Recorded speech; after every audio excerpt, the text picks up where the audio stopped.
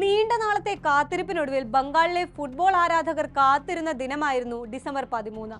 ഫുട്ബോളിന്റെ മിഷിഹ സാക്ഷാൽ Lionel Messi തങ്ങളുടെ നാട്ടിലേക്ക് എത്തിയ ദിനം. പ്രായലിംഗ ഭേദമന്യേ അനേകായിരങ്ങൾ മെസ്സിയെ ഒരു നോക്ക് കാണാൻ ഫുട്ബോളിന്റെ തറവാട്ടുമുറ്റമെന്ന് വിളിപ്പേരുള്ള സോൾട്ട് ലേക്കിലേക്ക് ഒഴുകിയെത്തി. മെസ്സിയെ കുറച്ചുനേരം നോക്കിയിരിക്കണം, അയാൾ പന്ത് തട്ടുന്നത് നേരിട്ടൊന്ന് കാണണം. അങ്ങനെ ഒട്ടേറെ സ്വപ്നങ്ങളും പേരെ ഗ്രൗണ്ടിലെത്തിയവരുടെ മുഖം പക്ഷേ മെസ്സി ഗ്രൗണ്ടിലേക്ക് പ്രവേശിച്ചതോടെ മാറി. സന്തോഷവും ആകാംക്ഷയും അമർഷത്തിന് വഴിമാറി. അവരുടെ നിരാശയ്ക്ക് അക്രമ സ്വഭാവം കൈവന്നു. പിന്നീട് സോൾട്ട് ലേക്ക് സ്റ്റേഡിയം കണ്ടത് ആരാധകരുടെ അഴിഞ്ഞാട്ടമായിരുന്നു. കാണികൾ സ്റ്റേഡിയത്തിലേക്ക് ഇറങ്ങി കസേരകളും ബോർഡുകളും ബാനറുകളും അടക്കം കണ്ണിൽ കണ്ടതെല്ലാം അടിച്ചു തകർത്തു. കയ്യിലുള്ള ചില്ലറ പൈസ വരെ കൂട്ടിവെച്ച് ഒരു ടിക്കറ്റും സംഘടിപ്പിച്ച് സ്റ്റേഡിയത്തിൽ എത്തിയിട്ടും തങ്ങളുടെ പ്രിയ താരത്തെ നല്ലപോലെ കാണാൻ സാധിക്കാതെ പോയതായിരുന്നു കാണികളെ പ്രകോപിപ്പിച്ചത്. ശരിക്കും എന്താണ് സോൾട്ട് ലേക്ക് സ്റ്റേഡിയത്തിൽ നടന്നത്? വിശദമായി നോക്കാം. സ്വാഗതം ഇൻഡെപ്തിലേക്ക്.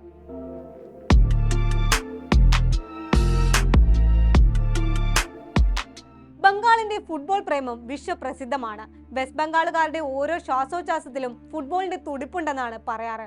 അത്രയ്ക്ക് ഭ്രാന്താണ് അവർക്ക് ഫുട്ബോൾ. അങ്ങനെയുള്ള ഒരു നാട്ടിലേക്ക് ലയണൽ മെസ്സി എത്തുന്നു. ഇതിന്റെ ഇമ്പാക്ട് എത്രമാത്രമായിരിക്കുമെന്ന് പ്രത്യേകം പറയേണ്ടതില്ലല്ലോ. പക്ഷെ കഴിഞ്ഞ ദിവസം ബംഗാളിൽ സംഭവിച്ചത് മറ്റൊന്നായിരുന്നു. രാജ്യത്തിന് ആകെ നാണക്കേടുണ്ടാക്കുന്ന ഒന്ന്.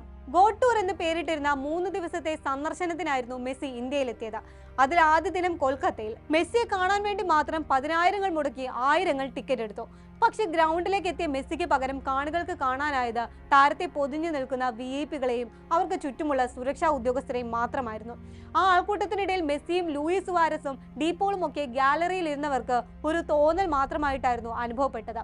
5,000 മുതൽ 25,000 രൂപ വരെ ചെലവഴിച്ച് ടിക്കറ്റ് എടുത്ത കാണികളെ വലിയ തോതിൽ പ്രകോപിപ്പിച്ച സംഭവം ഇതായിരുന്നു. ഇതോടെ അവർ കയ്യിലുണ്ടായിരുന്ന കുപ്പികളും മറ്റും ഗ്രൗണ്ടിലേക്ക് വലിച്ചെറിയാൻ ആരംഭിച്ചു.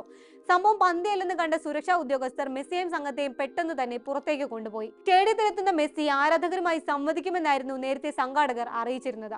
2 മണിക്കൂറോളം താരം ഗ്രൗണ്ടിൽ ചെലവഴിക്കുമെന്നും പ്രഖ്യാപിച്ചിരുന്നു. പക്ഷേ 10 മിനിറ്റ് കൊണ്ട് മെസ്സിയും സംഘവും മൈതാനം വിട്ടു. ഇതോടെ കാണികളുടെ പിടിവിട്ടു.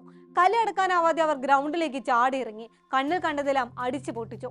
ശരിക്കും സംഘാടനത്തിലെ പിഴവാണ് ഇങ്ങനെ ഒരു മോശം അവസ്ഥയിലേക്ക് കാര്യങ്ങളെ നയിച്ചത് എന്നാണ് വിലയിരുത്തൽ. പരിപാടിയുടെ സംഘാടനം വഹിച്ച എ ശതാദ്രു ദത്ത ഇനിഷ്യേറ്റീവ് കൃത്യമായ മുൻകരുതലുകൾ സ്വീകരിക്കാതിരുന്നതും വിനയായി. രാവിലെ ഏകദേശം 11:15 മെസ്സി ഗ്രൗണ്ടിലെത്തി.